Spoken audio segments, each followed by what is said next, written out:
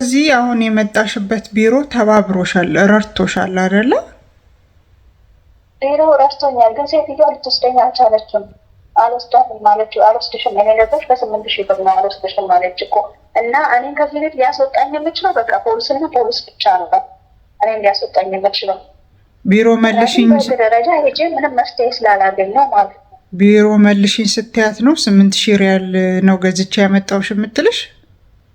አዎ እንደዛ ነው ያለችው። ምን 8,000 ከዛ በታች ወደ 4,000 ምናምን ብለው አሉ ቪዛ እኮ። ቆይ አሁን ሳውዲ እንደገባሽ እሷ ቤት ነው የገባሽው? ከቢሮ ቀጥታ ሌላ ቤት አልሄድሽም? ሄሎ ማለት ነው። ራሷ ናት በቃ የወሰደችኝ። ታክሲ ልካ በታክሲ ነው እዚህ ድረስ የመጣው። የ2 ሰዓት ተኩል መንገድ እኮ ነው ከሪያድ ላይ። ከሪያድ ነው ከከተማ ውጭ ነው የምትሰሪው? አዎ ከከተማ ውጭ እኮ ነው። ማይ እሬን የምትባል አካባቢ ናት። እሬን እሬን ነው የምትባለው አካባቢ። እሬን 2 ሰዓት መንገድ ተኩል ከሪያድ ላይ። ጠይብ ኦኬ። ቀጥታ ከቢሮ እሷ ከወሰደችሽ ለምንድን ነው እስከ ዛሬ እቃማሽን ያላሰራችልሽ? ማርዬ እኔ ብዙ ጊዜ ነገር እቃሜ ማሰራት የነበረባት መቀየር የነበረባት በ3 ወር ውስጥ ነው አይደለ? ግን 3 ወር አልፎኝ 3 ወር ከ15 ቀን ምናምን ሲሆን በቃ ተለዋወጡብኝ። ታውቂያለሽ? ሁለቱም በቃ ተለዋወጡብኝ። ምንም 5 ሳንቲም የላቸውም አልኩሽ። 5 ሳንቲም የላቸውም። ይህን ራሱ ከፍለው የለሆነ ራሱ ያስመጡም ከልጆች ተበድሬ ነው አለች። ከሰውየው ልጅ ማለት ነው። ከሰውየው ልጆች ተበድሬ ነው ወይም ራሱ ለቃቅም ያስፈጥሮት አለችኝ። እንዴ አቅምሽን ካላውቅሽ ለምን አመጣሽኝ? እኔ እኮ የልጅ እናት ነኝ፣ ልጆች አሉኝ፣ እናት አለችኝ፣ ምጦራት ደካማ እናት አለችኝ አልኳት።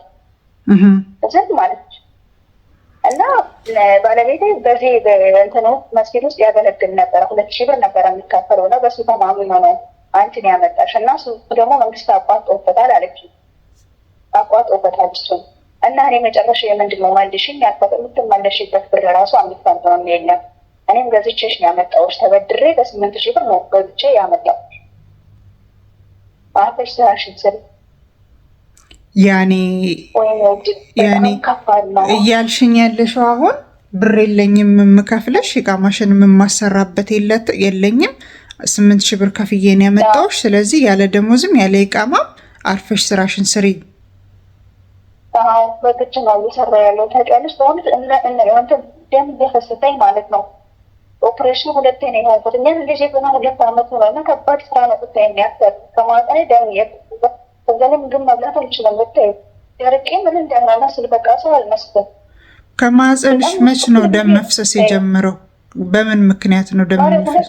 ሙሉ በዚህ በስራ የተነሳ ማለት ነው። ስራው በቃ ከባድ ምንጣፎችን ተፈቅሮኛለች። እንደገና ደግሞ በቃ ከመኪና ላይ እቃ ውርጂና መልሽ እዛ ጫኝና እዛ ይዤ ሄዳለሁ። ስመጣ እኔ ምንም ሰው የለም ተብዬ ነው እዚህ ቤት የመጣሁት። ባልና ሚስት ናቸው ተብዬ ነው የመጣሁት። ግን እኔ ስመጣ እንደጠበቅኩት አይደለም ስራው። ማርያም እኮ አሁን ከድካም ብቻ ነው። ግን ደም የሚፈስሽ ከማህፀንሽ ሌላ ችግር የለብሽም? ምንድን ነው? አይ ሌላ ምንም ችግር የለም። ማር የድካም ነው ታውቂያለሽ። በቃ ይሆዴ አልደረቀም ታውቂያለሽ። በኦፕራሲዮን ነው የወለድሽው? በሲሲ በኦፕራሲዮን ነው የወለድኩት። ኦፕራሲዮን ነው የወለድኩት። 2 ነው የተረተሩን ታውቂያለሽ። ወልጄ በ7ኛ ቀን ኢንፌክሽን ፈጠረብኝና ድጋሚ ተርትረው ደግሞ እንትና ሰዎች እሱ ይመስለኝ ቁስልሽ በደንብ ሳይድን ነው ወደዚህ የመጣሽው? መላክ ብለሽ ነው ለልጄ ብዬ ሆነ ለእናቴ ብዬ ነው። እናቴ ምንም የላትም ብታይ ምንም ማለት ነው። ምንም እና የሚማረው ወንድም አለኝ 11ኛ ክፍል ነው የሚማረው እና ለእነሱ ብዬ ነበር። አይዞሽ ይኸውልሽ አሁን ምን እንደማረግ ታውቂያለሽ? እንደነገርኩሽ ባልኩሽ መንገድ ፖሊስ ቤቷ ለመላክ እንሞክራለን፣ እዛ ሳውዲ ባሉ ሰው ልጆች። ምክንያቱም ይሄ አይፈቀድላትም፣ ህገወጥ አይደለሽም። አንደኛ ነገር ጠፍተሽ ቢሆን ኖሮ ከኤጀንሲ ጠፍተሽ ከሰው ቤት ጠፍተሽ ህገወጥ ብትሆኝ ኖሮ ሐኪም ቤትም ባትወስድሽ፣ ደሞዝሽን ባትከፍልሽ፣ ምግብን ብትከለክልሽ ህገ ወጥ ነሽ። ህገ ወጥ ይሙት አይደለም፣ ህገ ወጥም ሆኖ በሰው ሀገር መብት አለ። ግን ህጋዊ ሆነሽ ከኤጀንሲ ወስዳሽ ኢቃማሽን ሳታሰራልሽ ጭራሽ ደግሞ እንደ እቃ ገዝቼ ነው ያመጣውሽ በ8,000 ሪያል። ስለዚህ ትሰሪያለሽ፣ ስሪ፣ ደሞዝም አይከፈልሽም፣ አርፈሽ ኑሪ። እሱን የምትከፍይኝ ከሆነ ነው። እሱ በ8,000 ብሩን ካመጣሽ እለቅሻለሁ፣ ወደ ሀገር ትሄጃለሽ። ካላመጣሽ እንገልሻለን። አልሰራም የምትይ ራሱ ቁጭ የምትይ ከሆነ ራሱ ነው ያመጣቀልሽ። እንገልሻለን። ጭራሽ የግድያም ዛቻ። እመቤቴ ልጄ ነው የምልሽ። ልጄ በቃ እኔ በቃ እንትን አልኳቸው ታውቂያለሽ፣ በፍቅር ገዛኋቸው።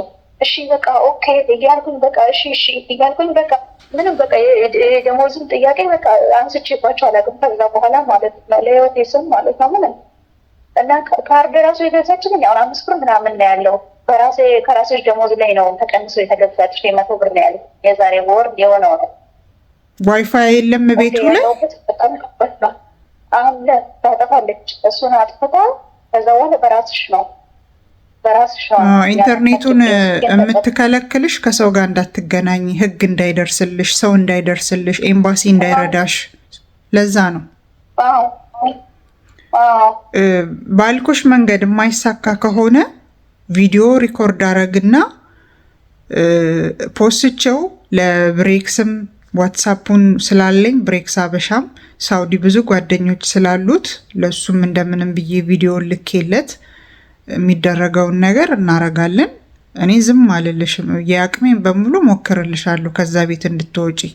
ግን አንቺ ልክ ፖሊሶች ጋር ስትሄጂ ስራ ነው መስራት የምፈልገው እኔ ልጅ እንደዚህ ትቼን የመጣሁት ኢቃማዬን አሰርተውልኝ ስራ መሰራበት ቤት አስገቡኝ፣ እርዱኝ፣ እሷ ደሞዜን ስለማትከፍለኝ ነው ከቤቷ የወጣሁት ብለሽ እንደምትታመሚ የሆድሽን ቁስል ምናምን አሳያቸው። በደንብ እንዲረዱሽ የሚያዝኑ ፖሊሶች አሉ።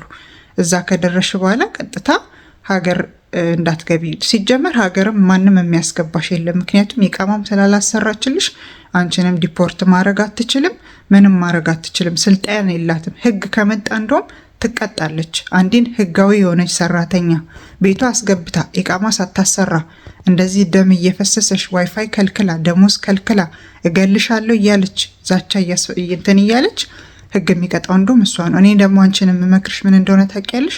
ሳትፈሪ ምንም ነገር እንትን ሳቲ ቅድም እንደነገርሽኝ በፍቅር እሺ እያልሻት ኦኬ ነአም መዳም እያልሽ ምንም ነገር እንዳሰብሽ ሳትሆኚ ድምፅ ሪካርድ አድርጊያት። አዳምጪኝ።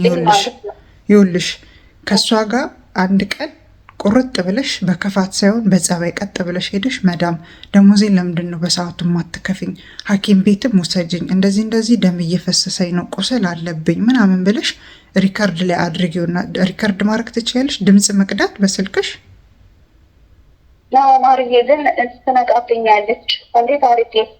ሪካርድ እኮ ቪዲዮ እኮ አይደለም የምቀርጫት፣ ኦዲዮ እኮ ነው የምቀርጫት። ስልክሽን እኮ አይበራም። ስልክሽን እራሱ አጥፍተሽ ብቻ ስልክሽ ሪካርድ እንዲያረግ ትተሹ ሆድሽ ውስጥ ወይም ደግሞ ጀርባሽ ላይ ማድረግ ትችያለሽ። ቢያንስ ምስክር እንዲሆንሽ እኮ ነው። የአንድ ደቂቃ ወይ የ30 ሰከንድ ቮይስ ነው የምታረገት። ምንድን ነው የምትነቃብሽ? ስልክሽን ሳይለንት አድርጊ። እሺ ነው የምትለው፣ ሌላ ምንም የምትለው ነገር የለም። እሱ እሺ ነው የምትለው፣ እሷ እሺ ነው የምትለው። ምክንያቱም ስልኬን ይዤ ከሄድኩኝ ማለት ነው አጥቼ እንኳን ይዤ እሷ ጋር ከሄድኩኝ ከዚህ በፊትም ቀርሻለሁ፣ ልኬለት ነበረ ለባለቤቴ። ነቃችብኝ ታውቂያለሽ። እሺ ነው የምትለው፣ እንደዚህ ስጠጣትም ማለት ነው እንጂ ሌላ ምንም የምትሰጠኝ መልስ የላትም። እሺ ትሄጃለሽ ነው የምትለው፣ ወቴን ቤትም ማለት ነው። መርዝ ናት። በጣም አደገኛ ሰው ናት ማለት ነው። እንዴ እሷ የተማረች ናት እና ባሏ ምንም አያውቅም፣ እሱ አልተማረም። እሷ ግን ተምራለች።